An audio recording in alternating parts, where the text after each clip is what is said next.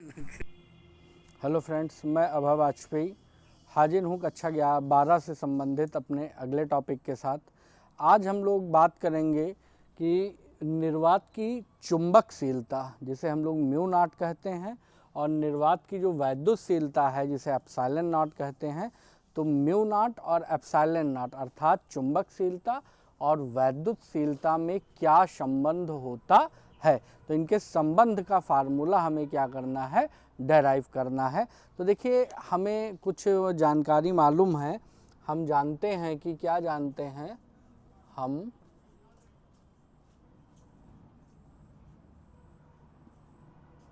जानते हैं कि म्यू नॉट अपॉन 4 पाई, इसका मान क्या होता है, 1×10⁻⁻7 न्यूटन मीटर स्क्वायर होता है। ठीक है, तो इसी प्रकार से न्यूटन प्रति मीटर स्क्वायर इसका मान हो गया। इसी प्रकार से हमें एक अन्य नियतांक का मान मालूम है।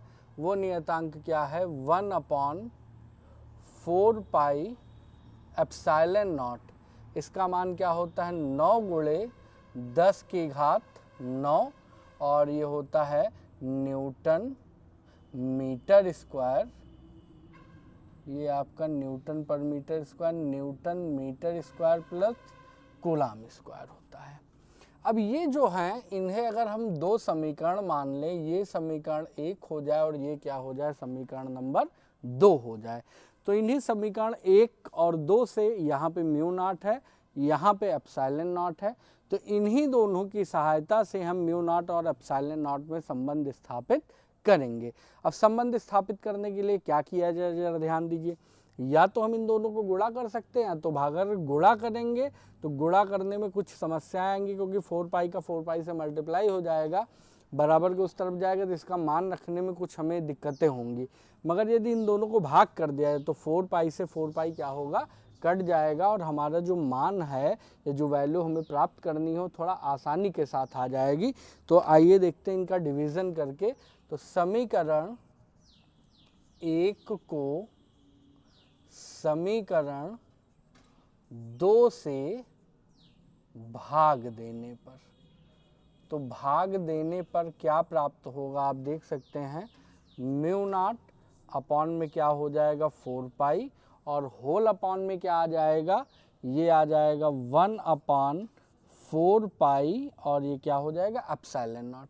अब देखिए, LHS का भाग LHS में होता है, RHS का भाग RHS में होता है, तो राइट हैंड साइड क्या लिखा है, 1×10⁻⁷, और बटे में इसका मान क्या लिखा हुआ है, 9×10⁹। तो यहाँ पे आप ध्यान दीजिए, 4 पाई इधर बटे में है, 4 पाई इधर बटे में है, तो 4 पाई से 4 पाई आपका कैंसिल हो जाना है, तो ये बचेगा क्या। और दूसरी बात, ये जो सबसे नीचे वाला चौथे नंबर वाला ये आपका है, ये कहाँ जाएगा, सबसे ऊपर, तो ये आपका हो जाएगा म्यू नॉट, और इनटू में क्या हो जाना है, एप्सिलॉन नॉट। तो mu naught into epsilon not बराबर यहाँ क्या हो जाएगा, इसको अगर बटे में लिया है तो 1/9×10⁻, ये हो जाएगा 9, 10⁻⁻7 को नीचे लाएंगे तो ये 10⁻ काहे में कन्वर्ट हो जाएगा, +7 में कन्वर्ट हो जाएगा। तो ये म्यू नॉट एप्सिलॉन नॉट बराबर क्या आ जाएगा, 1/9×10⁻⁹, और गुणे में घातें जुड़ जाती हैं तो प्लस क्या हो जाना है, 7 हो जाएगा। अब जरा ध्यान दीजिए, तो यहाँ पे हमें क्या मिलेगा, म्यू नॉट एप्सिलॉन नॉट बराबर, देखिए 9 और 7 हो जाएगा 16, तो 1/9×10⁻, ये क्या हो जाना है, 16 हो जाना है। अब यहाँ पे ध्यान दीजिए, अगर इसे हम वर्ग में बदलने का प्रयास करें तो म्यू नॉट एप्सिलॉन नॉट बराबर क्या हो जाएगा, 1/9 होता है 3 का वर्ग, और 10⁻16 है तो 10⁸ का क्या हो जाएगा, वर्ग। तो इसे हम लोग लिख सकते हैं म्यू नॉट एप्सिलॉन नॉट बराबर 1/3×10⁸, और इसका क्या हो जाना है, स्क्वायर।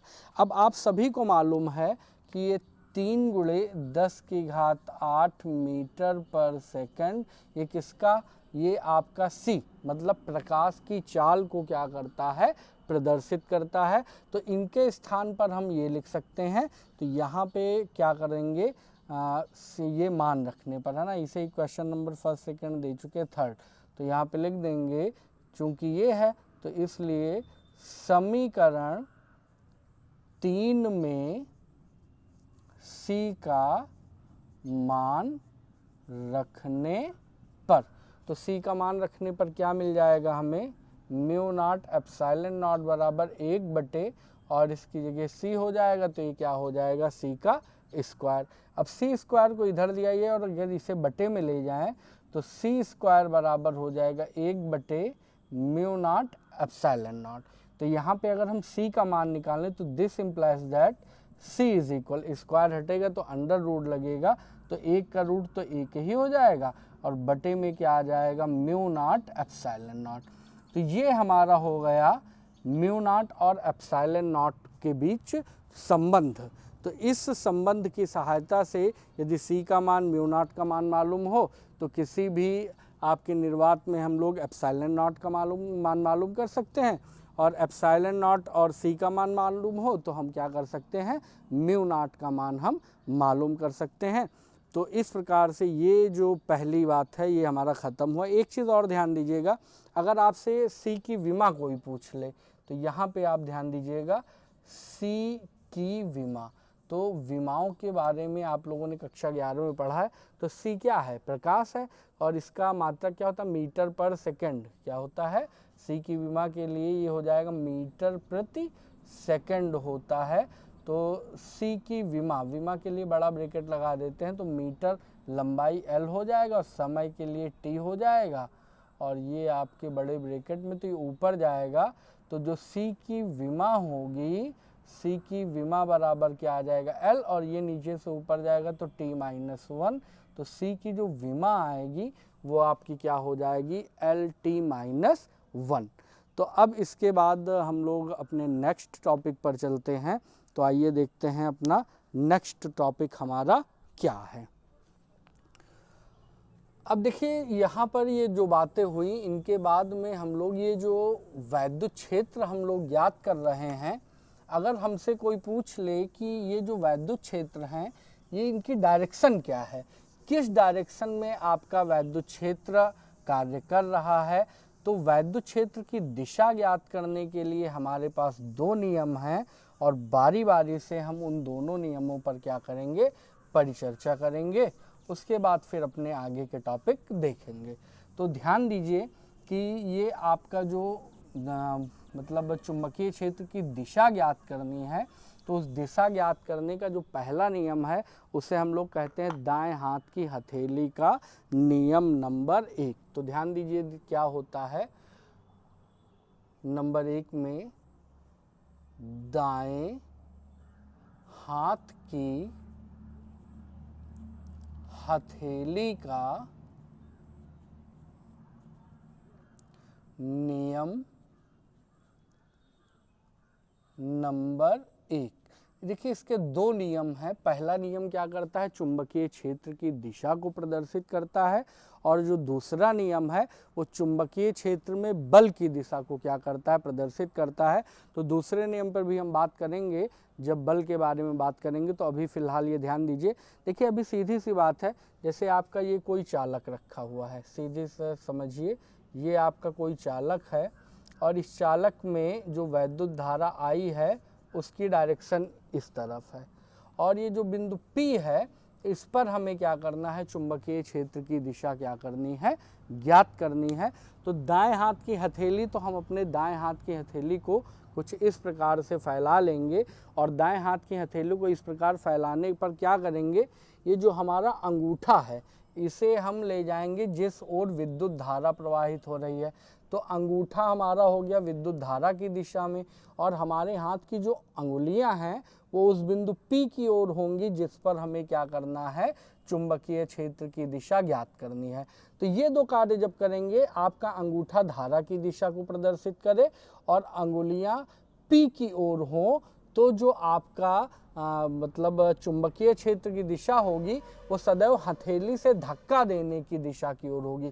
तो जाहिर सी बात, हथेली से आप आगे की ओर धक्का देते हैं तो यहाँ पे चुंबकीय क्षेत्र की दिशा क्या हो जाएगी, ये मतलब इस बोल्ड के लंबवत बाहर की ओर। तो इस स्थान पर जो चुंबकीय क्षेत्र की दिशा होगी P पर, वो क्या होगी, इस बोल्ड पर या कागज पे आपने बनाया तो कागज पर लंबवत, कागज से बाहर की ओर क्या हो जाएगी, आपकी चुंबकीय क्षेत्र की दिशा हो जाएगी। एक बार फिर से आप समझ लीजिए, चुंबकीय क्षेत्र की दिशा ज्ञात करने के लिए हम अपनी हाथ की हथेली को इस प्रकार से फैलाएंगे। हथेली में अंगूठा धारा की दिशा में होगा और अंगुलियां उस बिंदु P की ओर होंगी जिस पर चुंबकीय क्षेत्र ज्ञात करना है। इसके पश्चात हम देखेंगे कि हम अपनी हथेली से किस ओर धक्का, तो हथेली से धक्का ऊपर की ओर दिया जाता है, तो इसलिए इस कागज तल या बोर्ड पर इस बिंदु P पर जो चुंबकीय क्षेत्र की दिशा होगी वो इसके लंबवत बाहर की ओर, ये डायरेक्शन हो जाएगी। ध्यान दीजिएगा, इस बोर्ड पर ये लंबवत बाहर की ओर इसकी क्या होगी, डायरेक्शन हो जाएगी। तो यहाँ पे आप इस नियम को लिख लीजिएगा। नियम लिखने के लिए क्या कैसे लिखना है वो मैं बता दे रहा हूँ। नियम लिखने के लिए आप लिखेंगे कि सर्वप्रथम हम अपने हाथ की अंगुलियों को इस प्रकार फैलाते हैं कि अंगूठा वैद्युत धारा की दिशा में हो तथा अंगुलियां उस बिंदु P की ओर हो जिस पर चुंबकीय क्षेत्र ज्ञात करना है। तब हथेली से धक्का देने की दिशा ही क्या होगी, चुंबकीय क्षेत्र की दिशा को प्रदर्शित करेगी, अर्थात इस तल के लंबवत बाहर की ओर हमारी चुंबकीय क्षेत्र की दिशा हो जाएगी। तो इस नियम को आप नोट कर लीजिएगा।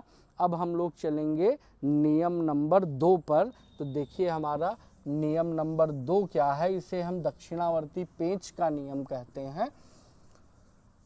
तो ध्यान दीजिए, मैक्सवेल का दक्षिणावर्ती पेंच के नियम में क्या कि यदि किसी चालक में धारा की दिशा इस प्रकार से इधर की ओर हो तो हम पेंचकस को अपने हाथ में इधर पकड़ें, तो पेंचकस को हमें ऐसा घुमाना है कि पेंचकस इसी धारा की दिशा में आगे क्या हो, गतिमान हो।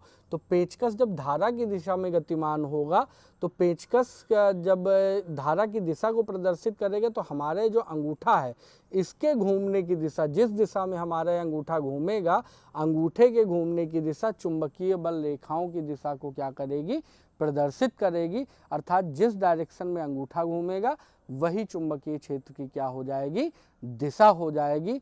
तो इस प्रकार से ये हमारा आज का टॉपिक क्या हुआ, कंप्लीट हुआ। जल्द ही हम हाजिर होंगे अपने नेक्स्ट टॉपिक के साथ। तब तक के लिए धन्यवाद।